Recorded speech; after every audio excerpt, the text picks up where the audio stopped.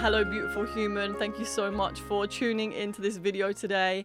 I just wanted to say, if you do get any value from this video, please do leave a comment, like, or subscribe to the channel because it really does help. Yes, your support is so valuable to me. And without further ado, let's continue with the video. It is easy to wonder if we are on the right path because life is always filled with uncertainty. We don't know what's going to happen, and sometimes we try so hard to control all the outcomes, and that is just not possible. So if you want to figure out if you are on the right path, tune in to your body. How are you feeling inside? Is there a lot of restriction in your body? Negative feelings like anxiety? Maybe you feel really drained.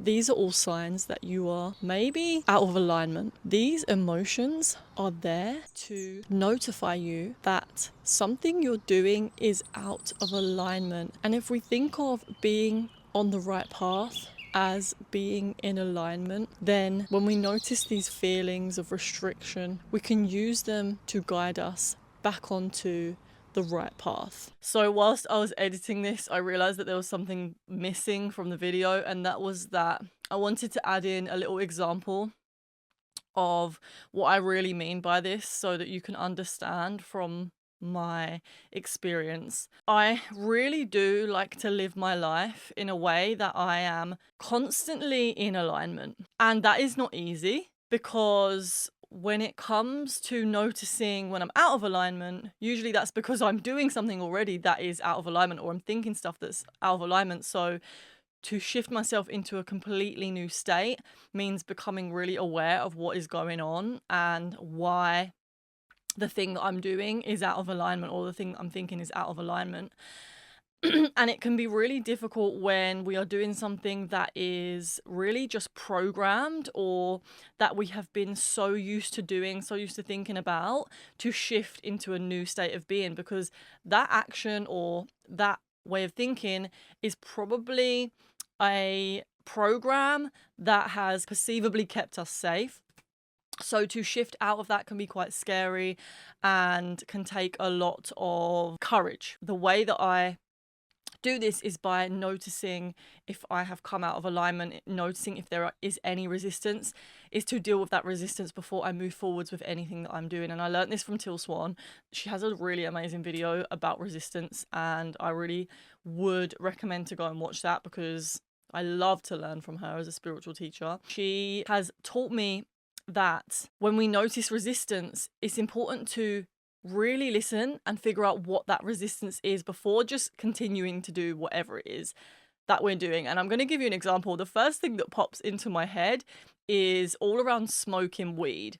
I have had a really interesting and long journey with smoking weed, and it began when I was at uni, and I would literally just smoke weed for fun, like really enjoyed it, didn't think I would ever gonna get addicted. I was just doing it with my friends, and then it started becoming like an everyday thing, and then over time I became really dependent on it and noticed that it was really difficult for me to not smoke weed. I would reach for those joints most days, and I would tell myself every morning I'm not going to smoke today, and then I'd end up doing it.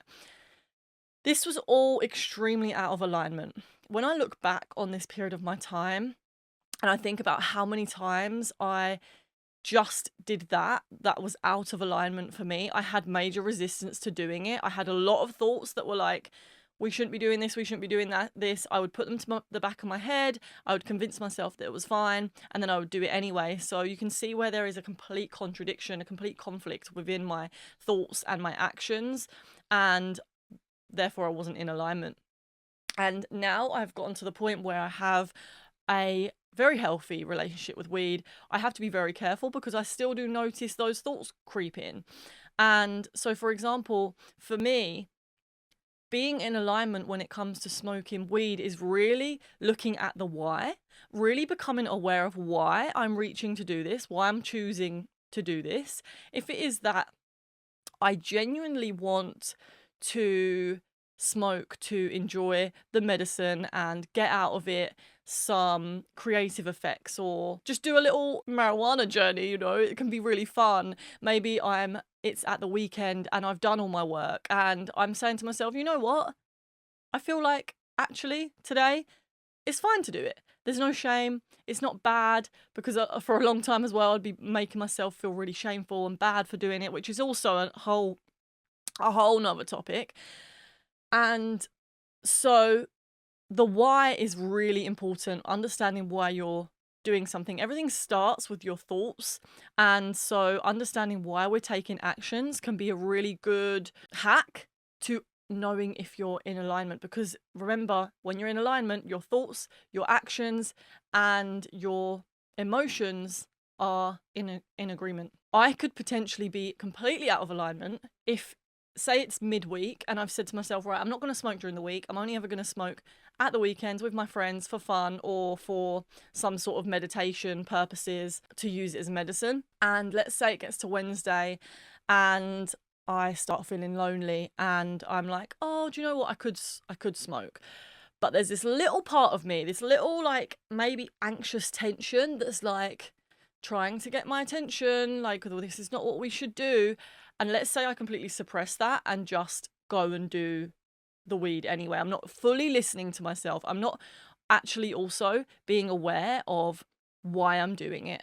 I'm just doing it without thought. I'm just doing it without consideration.